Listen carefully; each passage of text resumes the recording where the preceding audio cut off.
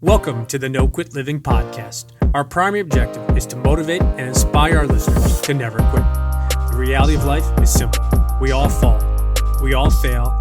At times, we get knocked down. The question is, do we get back up? Are we stronger? Are we better prepared to attain the maximum of our potential? Thank you for joining our No Quit tribe. As you go for your greatness today, never quit. And remember, we rise by lifting others up. Welcome to episode number 373 of the No Quit Living podcast. I'm your host, Christopher J. Worth, and today's theme of the day is being intentional. Our quote of the day comes to us from Kurt Kampmeyer. If you're going to grow, you have to be intentional.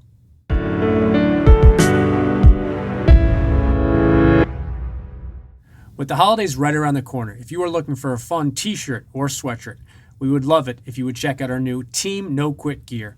You can take a look by heading on over to positivitytribemerch.com. Once again, that is positivitytribemerch.com. Thank you. On today's podcast, we have another guest that was introduced to us from my good friend, Brian Kane. When it comes to mental performance, I think you will really appreciate what Charlie Smith has to share with us. I hope you enjoy today's episode. Charlie, I'd like to welcome you to the No Quit Living podcast. Christopher, great to be here. Thanks for having me, man. Appreciate it. We got introduced from a good friend of both of ours, Brian Kane, and anybody that I get a chance to meet through Brian has not only become an automatic friend, but just somebody that I've been able to connect with on many fronts. So no pressure as we head into today's podcast. No, I believe it. I mean, since the first time I chatted with you and both of our kind of collective roots back there in the Connecticut area and the path that I've taken and just the iron sharpens iron mentality that you have and realizing that, you know, there's really none of us that are against, we're all with, and we're trying to help people and each of us have our own unique way of doing that. And we learn from each other. So I think it's been amazing getting to know you. I love that. And I'm going to touch on that for a second. Obviously, I didn't know you were going to mention that piece, but I think for me, something that's really stood out a lot, not only with where we are today during this post-pandemic, I guess, new world we're in, but the concept of what you said about iron sharpens iron, I think it's so underrated in the sense that no one person does it all themselves. Yes, you have to individually put in that work and individually go to the gym or go to the classroom or put in that type of work, and that's done by yourself. But it's all the people that are around you, and I think so many people have spoken about this idea or this concept of self-created millionaires or self-made fill in the blank. And yes, there is that component of it. But what you said is so important because just like how we met, I've been able to connect with so many incredible people. And candidly, I learn all the time from other speakers, authors, other podcasters. And I think the old way was, I'm a podcaster, so I don't want to learn from you, or I don't want to quote unquote compete from you. But the reality is, in my professional and personal life over the last 5 years, I've been able to level up with so many people that do quote unquote exactly what I do. So I'd love if you could just briefly touch on that for a second. Yeah, I think, you know, one of the tenets of no quit, one of the tenets of resiliency, one of the tenets of overcoming adversity or having an adversity tolerance plan is support from others. You know, in recovery, right? If you were to look at people in a 12-step program, the only people that regularly, consistently maintain long-term sobriety are people that work the 12-step, which is passing on what's been freely given to them. There is nothing in my life that I've ever achieved on my own. I've set goals. I've had ideas of what I want to do, but when I've been at my lowest, it's the people that are around me that have picked me up when I didn't even think I could pick myself up, right? You're going to hear a lot of times, especially, and I'm sure you've heard it in your No Quit Living podcast and in your platform, you know, fall down 7 times, get up 8. And I'm really clear to point out, sometimes that 8th time could be hard. And if it is, ask for help. Hey, say, I'm down for the count. I always go back to Emmitt Smith, who's one of my favorite running backs. And I used to always worry that he was hurt. And he'd stay down long enough for one of his offensive linemen to pick him up because he was conserving energy for his next run. He was such a perfectionist about where he could find these little, you know, rest periods that he would lay down for a little longer until one of the big guys would come pick him up. But that's been the story of my life. Whenever I've tried to go this road alone, it's longer, it's harder. I fall in more potholes. And so, is it sharks swim with sharks, iron sharpen iron? It's people help people. I mean, we are a connected group of human beings that if you have values of service, then you have values of service everywhere, not like just where it serves me, or I want to be of service, but not if it could hurt me. It's like, if I can help my fellow man pursue his business career, if I can help my fellow man overcome an adversity, then that's what I'm about, or I'm not about. But it's kind of like 99% a bitch and 100% a breeze. And if you have a value, then you got to be all in on that value. I love that, and I could not agree more. And I think with the concept of the idea of service and serving others, it's all or nothing. You can't serve somebody if and when it suits you or when you feel like it. It's really and truly about serving all the time. And I think that's probably a good segue into your no quit story. And I was wondering if you wouldn't mind sharing that with our listeners quickly. Yeah, of course. I mean, I've got a few of them. I mean, look, I grew up in Scarborough, Maine, just outside of Portland. And for the first 19 years of my life, I was physically abused at the hands of my violent dad.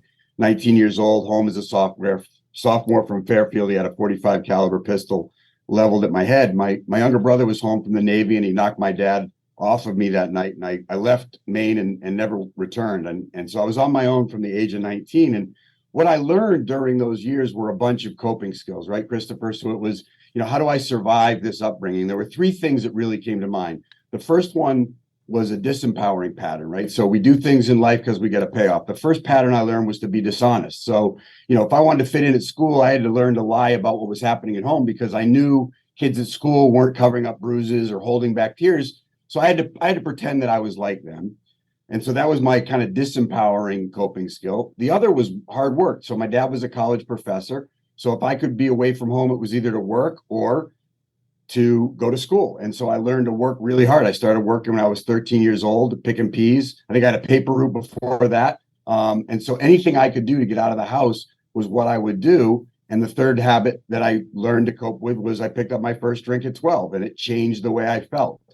So I really used all three of those things interchangeably to fuel a life outside of what was happening to me in Scarborough, Maine. And all of them served me until they didn't, right? So at the age of 42, I had to face alcoholism and addiction, because what happens is we're good until we're not, right? So I fueled this massive business career in commercial real estate.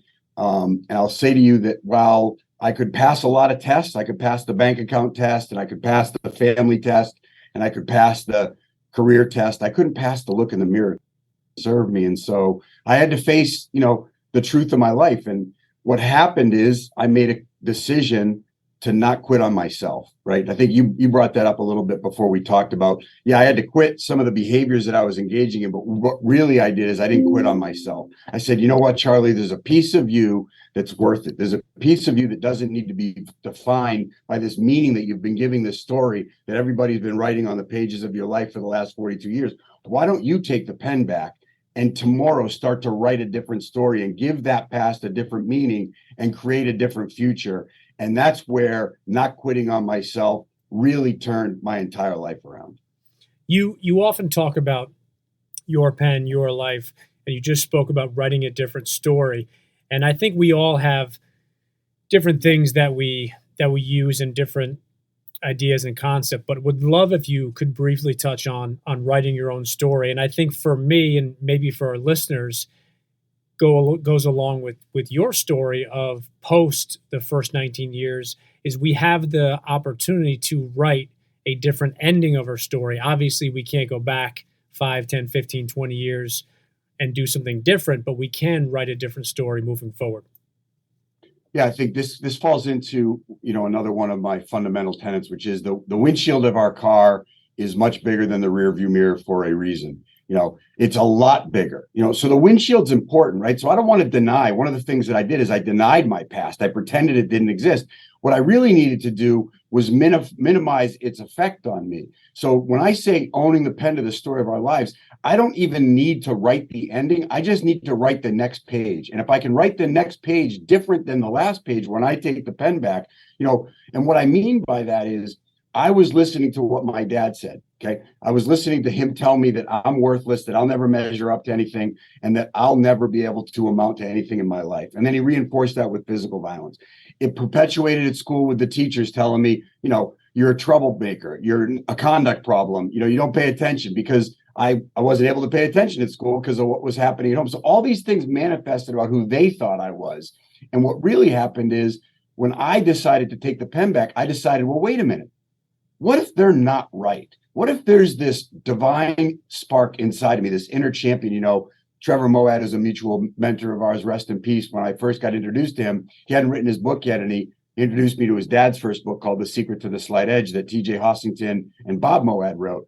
And it said this, it said, champions are born and then unmade. So we're all born champions. We're all born to do something great. And if we let these narratives of external influences, create meaning in our life, then we can become unmade. And it was really up to me to get reintroduced to that inner champion. And that's what I mean by owning the pen to the story of our lives is, who is Charlie Smith? I think the first words I wrote when I took the pen back was, welcome home.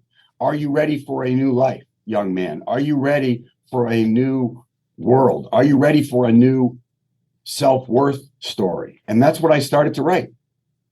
I love that concept, and I think Trevor was just an unbelievable person, and obviously he learned a ton from his dad. You bring up books, so I'm going to segue into one of my selfishly favorite questions: is if you've read anything recently, or you're currently reading something that you'd like to recommend to our listeners. Yeah, I mean, it's funny you asked that. So what I read is The Mindful Athlete. I've read The Mindful Athlete by George Mumford. George is my close personal friend. He introduced me to the world of performance in 2016. And I just love that book. So that's like to me, that's my desk reference. And I love that book. What I'm reading right now is The High Performance Habits: How Extraordinary People Become That Way by Brennan Burchard. So that's a great dig in. It's real, got a lot of tactics and a lot of strategy in there. But the Mindful Athlete and The Four Agreements are two of my favorite books.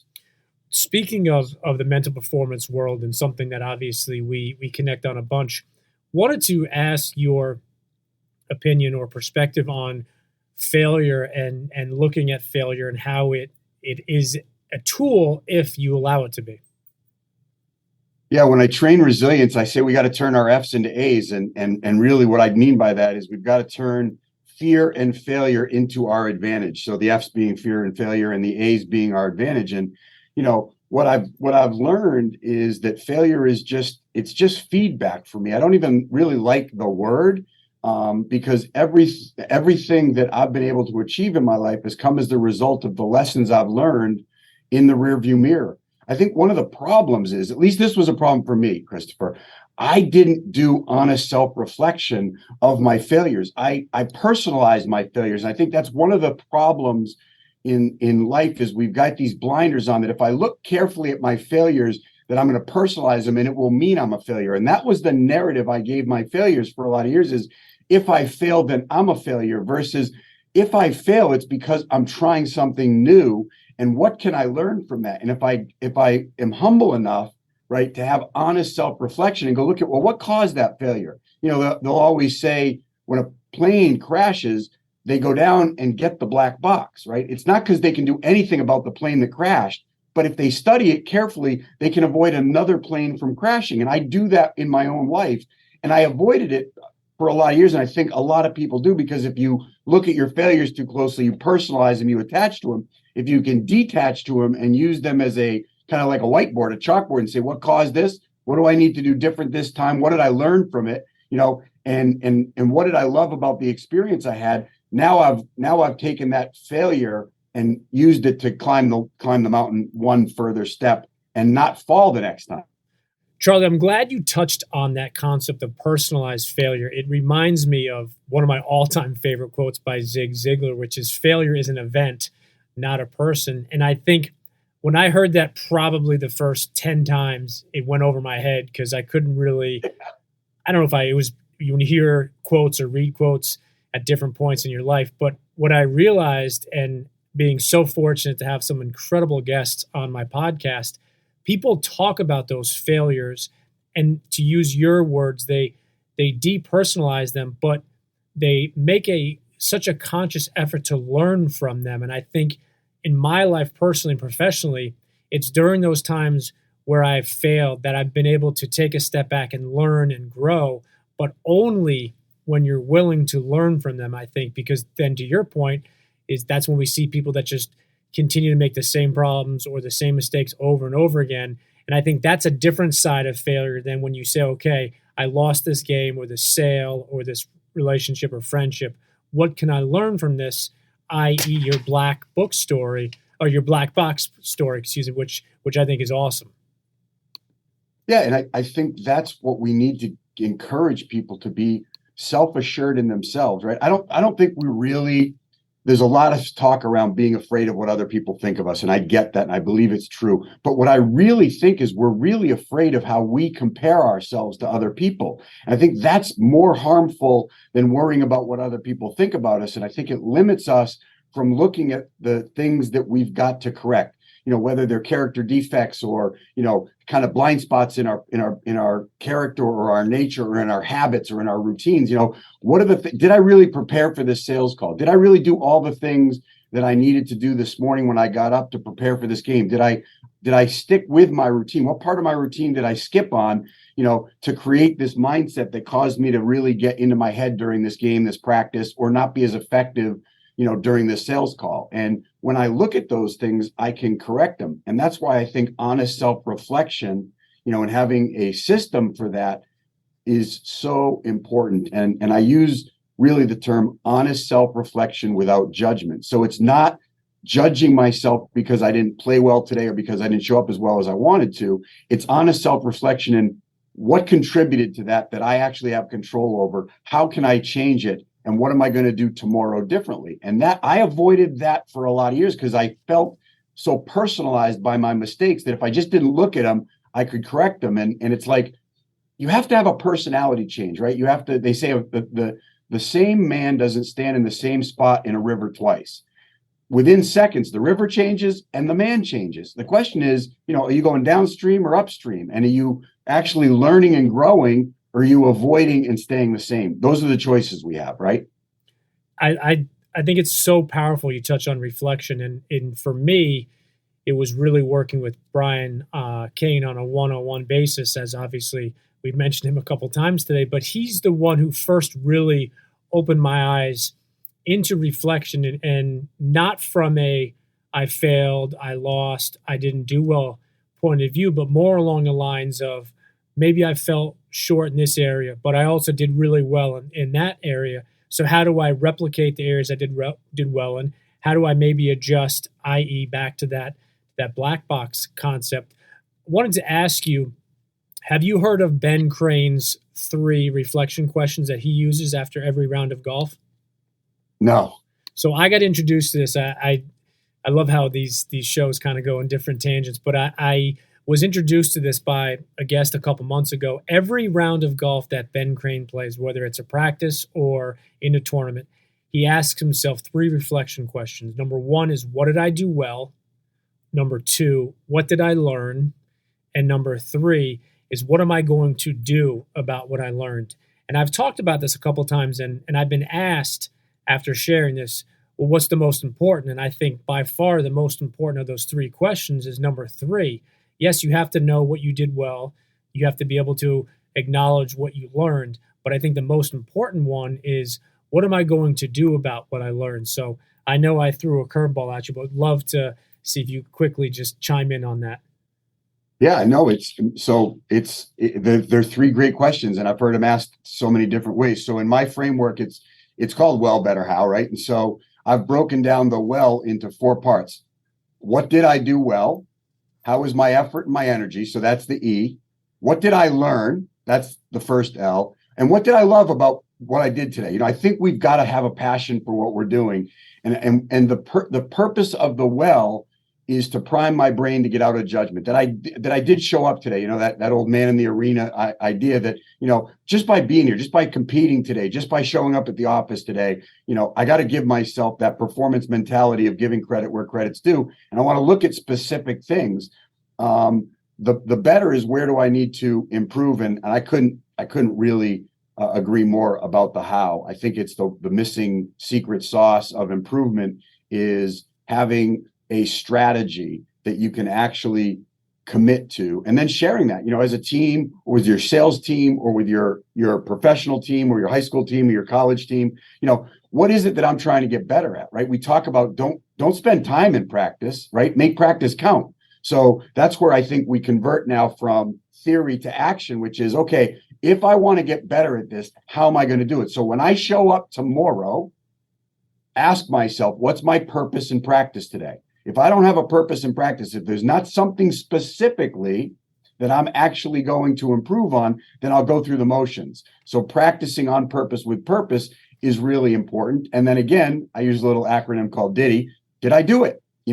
And then you ask yourself, if my purpose in practice was this, did I actually execute on that? And how did I do with it? And I think coaches should have a purpose for practice. What are we trying? Are we focusing on energy? What skills are we focusing on? What strategy are we focusing on? What team element are we focusing on? And then sitting down afterwards and saying, how did we do today? Where did we execute on the purpose that we had? It's just clarity. It really does create a lot of important elements for us. And I think I personally probably erred in a lot of my life in just being too vague. I think that's something that not only comes with age, but I truly believe it comes with mentorship, coaching, because I think obviously we work in some of the same fields, and let's just talk from the sports and the professional companies and corporation world. You're looking to get better. You're trying to make improvements, whether it's in sports, whether it's a stock price, whether it's sales. We're all trying to get better and improve. And I think sometimes we get so fixated on going down that road, as opposed to really taking some of that reflection and saying, okay, what did we do well as a team, as a corporation, as a sales unit? How can we replicate what we did really well? How can we increase those numbers or those sales? But then on the flip side of it is, where did we maybe fall short? And I think going back to my high school and collegiate playing careers, I was so fixated on improving and getting better that when you get to practice, or I got to the gym or the weight room, it was trying to get better. And as I look back now, it's much easier, obviously, to be a Monday morning quarterback if you knew the results of the game. But I've been fascinated with some of those people professionally that are able to really look at and make those adjustments. And it's something that Brian Kane says a lot is do a little, a lot, as opposed to do a lot, a little. And I think for me, I look back at those people that make those small adjustments and those small tweaks, but they do it consistently over time. Yeah, and I think this is a great time to talk about how as coaches and mentors, and as players or leaders of a sales team, how are we giving feedback to people? I think one of the things that's been really shortchanged is the concept of being a good communicator, and what's your framework for giving feedback? Because if you're just criticizing somebody, then you're not giving feedback. You're just complaining, and there's no improvement in complaining. So, having a framework within a team to give feedback in a constructive way, and looking at that as, first of all, having empathy. What is going on with this person? Are they struggling with something? Is there something going on that we don't know about? Can we take the person first and understand that way? Can we get clear about what the actual issue is? Hey, this is the area that we want to improve performance in. And then lastly, what are the things that I've done in my experience to get better at this? What would I like to see you doing to get better at this? These are the things that we've seen other successful people in the position that you're in do on a regular basis to get better at this. But if we don't wrap our feedback up, so yes, we have to honestly self-reflect. And then as leaders, on a team or in an organization, we have to be really clear about giving feedback that same way, so that we don't leave people going, well, yeah, I know he's upset that I didn't do this, and I know he wants me to do it better, but I don't really know, I'm kind of left to myself to figure that out. And I don't think we should, send people to Google. I think we should share our experience with them about clearly what it is that we've seen to help them get better. And I think that's a missing framework that we can really help people as coaches and mentors do as an organization is really give feedback in a meaningful way. I'm so glad you touched on that, because I think that, to me, the concept of constructive criticism. If I asked you, "Hey Charlie, would you mind if I gave you some constructive criticism?" I think everybody almost automatically says yes, but basically all you're doing is verbalizing that I can critique you, or I can basically tell you what I don't like, and that is so different than communicating and feedback and having a conversation. And I'm working with a company now down in Florida, and with their senior leadership team, we were just talking about that literally last week, of how and why it is so important to communicate. And even if you have a really good message, but you communicate it the absolute worst way, it's the same thing as not having a good message, because communication is not just about what you say, it's about how you say it. But then, more importantly, whoever you're communicating with, do they understand where you're coming from? Do they understand, and do they really and truly believe that you have their best interests at heart? And when you do have those things aligned, I think the communication just goes to a whole new level. Yeah, I mean, what if we frame constructive criticism as, "Hey, would you mind? You're really good at coaching, speaking, and podcasting, and I've heard some things that you're doing that I think you could really improve, that you could really make you even better. Do you want it? Can I help you get better?" I mean, that's really what you want. I mean, that's the idea of giving someone feedback, isn't to criticize them constructively or not. It's, can I help you get better? I want to help you get better. I have some ideas that could help you get better. And then it's up to us to filter that, and say, okay, you know what, I really do want to get better at that. And if I'm objective and humble and I'm really open and willing, then I'm self-reflective and I'm excited about that, because it's going to make me better. You had Eric Wood on. He talked about that coaching, that how he was really, really used to having somebody, help him get better every day on the football field. And when it came to life, he was missing that piece until he created it for himself. But it's not to criticize; it's the intention, right? The intention of what you're doing and communicating isn't to criticize; it's to help somebody get better. And if that's not your objective, then you are just blaming and complaining.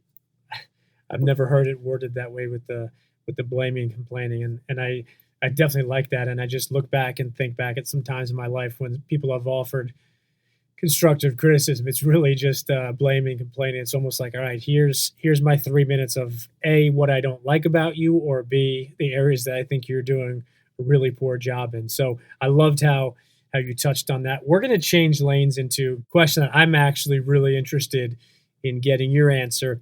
I know you know the famous Jim Rohn quote, "You are the average of the 5 people you spend the most time with."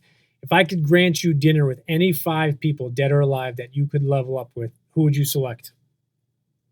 Wow. That's a phenomenal question. I would have to say Ed Milet, Trevor Moawad, Martin Luther King Jr., my great grandfather, and I'll have to go with Albert Einstein. Oh, okay. I was going to throw my name into the hat, just because I get you now, man. I don't need. I'm leveling up with you today, brother. I don't need to. I'll be in Connecticut in a few months, and I bet I'll have dinner with you too. No, we definitely will. And no disregard to your grandfather. He's the only, or your great grandfather. He's the only one of those that I didn't know. So I definitely would have learned from and loved those other 3. But I assume because he's related to you, it'd be a fun dinner. Pasquale Liucci from Sicily, man. I would love to. I mean, just the challenge of getting from there to here, what that was like. Talk about no quit. I mean, just coming through Ellis Island and having that experience of bringing your family here and making your way in America as an immigrant Italian. I would love to sit down and have a pizza and a bowl of pasta with that guy.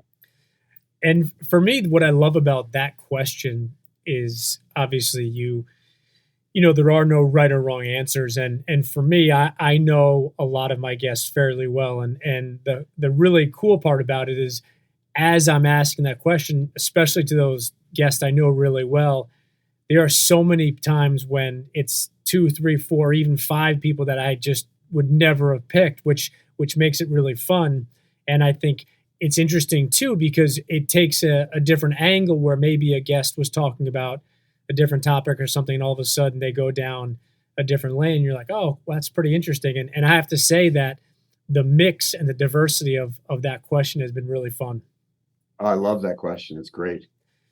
Now, I know you've listened, so we're going to switch over to our hot seat questions. And the only thing we ask of you is that you just spit out the first thing that comes to mind. Put me on. Last meal, you can pick absolutely anything. What do you pick? Oh, big bowl of pasta. What type of pasta? I would say probably penne bolognese. Nice. Favorite smell? Favorite smell, vanilla. Favorite sport? Football. All-time favorite team? Boston Red Sox. Favorite movie? My favorite movie is Field of Dreams. Favorite app you use on your phone? Favorite app, Habit Share. Do you have a favorite book? I do. My favorite book is The Mindful Athlete. What is the background picture on your phone? My wife and I. Favorite quote? Is what I want in my life consistent with what I do in my life? It's a great quote. Who's that by? That's by you. Have you trademarked it? Because if not, I will. I have not, but it's fundamental to being what I call living in alignment or congruence. And I didn't ask myself that question. I do every day now. That is awesome.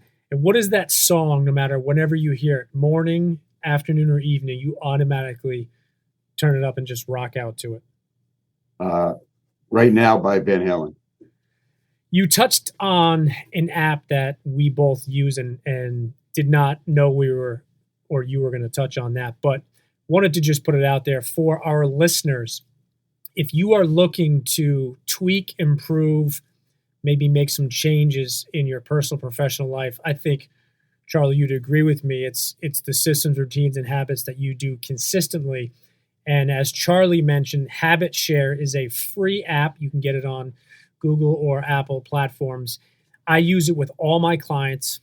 You and I are not friends on Habit Share, so I'm going to add you on Habit Share so we can hold each other accountable. But all jokes aside, as we are coming to the end of 2022, heading into a new year, 2023, I would definitely highly recommend you checking out Habit Share. And not to put you on the spot, Charlie, but if you have anything you'd like to add or maybe help inspire some listeners to go ahead and get the Habit Share app. Yeah, I mean, so listen, I'm a 56-year-old unsupervised, unchaperoned adult. I built 4 million square feet of shopping centers. I've run big companies, and I need structure in my life. You know, I've often thought, oh, I've moved past that. You know, and I'm good on my own. I know how to do things. And the truth of the matter is, left to my own devices, I have this ability to make choices based on preference. You know, things that seem easy. So having a system that allows me to know what I've identified is important.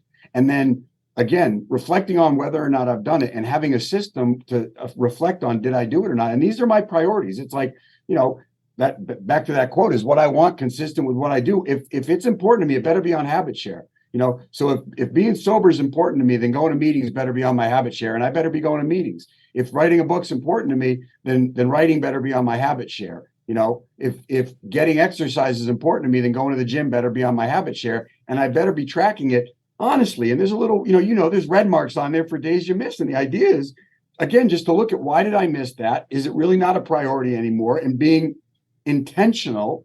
I think that's the key word about the app Habit Share is not just being intentional, but then taking intentional action so you can get results. And I think this is a great time to challenge everybody that's listening not to wait to New Year's. So I was going to start writing the book, My Life, My Pen, in January. And I decided that if I start writing now by January, I'll have 30 minutes a day times 37 days into writing. And so I started now. And then I've created a habit and I've changed my identity. And that's really what I needed to do. So, don't wait till January to make a New Year's resolution.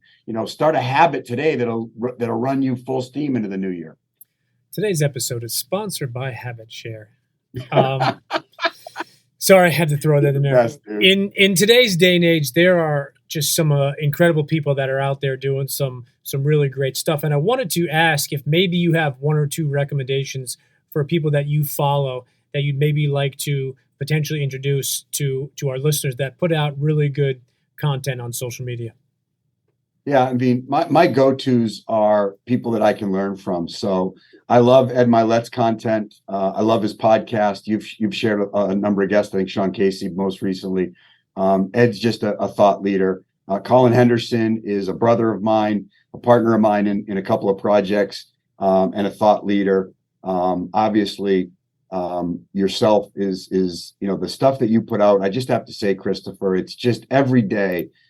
I can't wait to see what's next on that red app. I mean, I love the image. It hits me right between the eyes.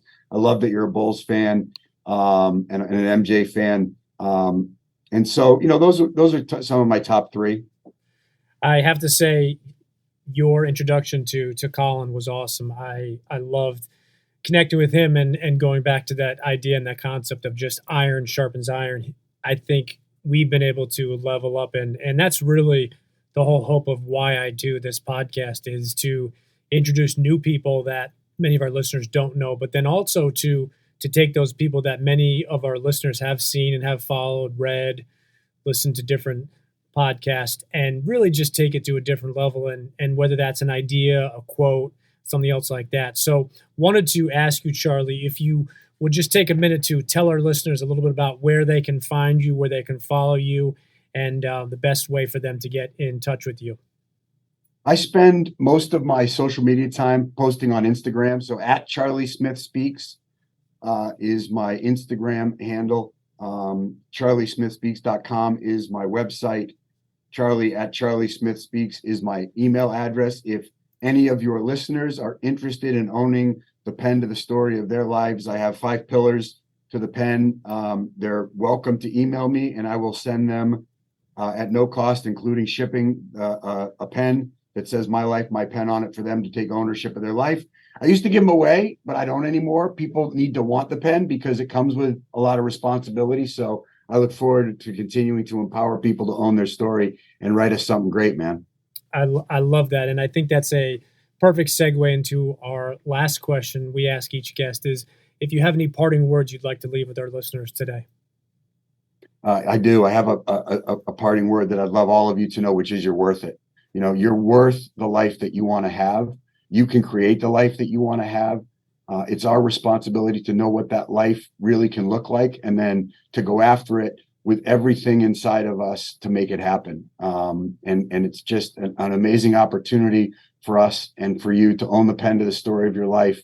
And I think both myself and Christopher would just really encourage you to write us something great. I love that. And I definitely echo that. And going back to one of the first things you said, I truly believe, and every time I speak in front of schools, whether that's middle schools, high schools, or colleges, I believe that everybody has greatness in them. And what I mean by that, very simple, is I don't think everybody can be great at absolutely everything. I don't think you can be Michael Jordan, Serena Williams, Albert Einstein, all those people at once.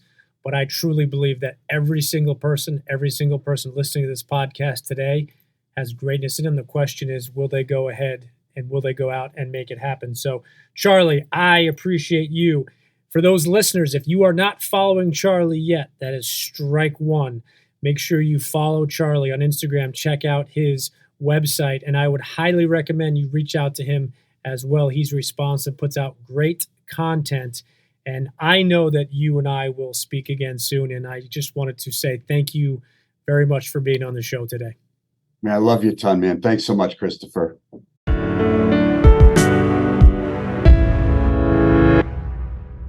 Thank you for listening to episode number 373.